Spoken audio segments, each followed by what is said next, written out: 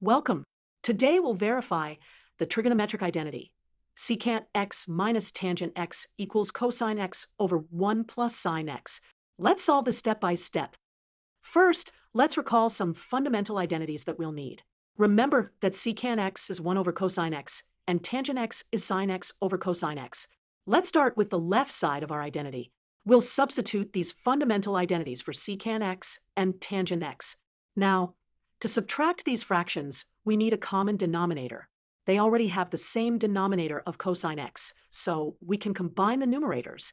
To get to our target form, we need to multiply both numerator and denominator by 1 plus sine x. This is a key step in our proof.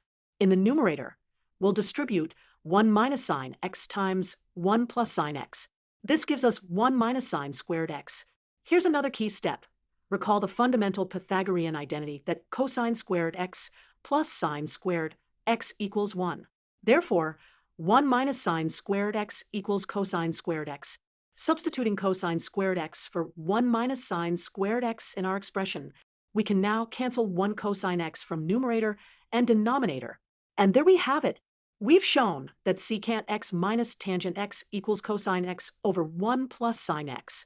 Let's review the key steps. 1. We used the fundamental definitions of secant and tangent 2. We found a common denominator 3. We multiplied by 1 plus sine x over 1 plus sine x 4. We used the Pythagorean identity 5. And finally, we canceled common factors. Thank you for watching. Remember, when verifying trigonometric identities, always work one side at a time and use fundamental identities to guide your steps.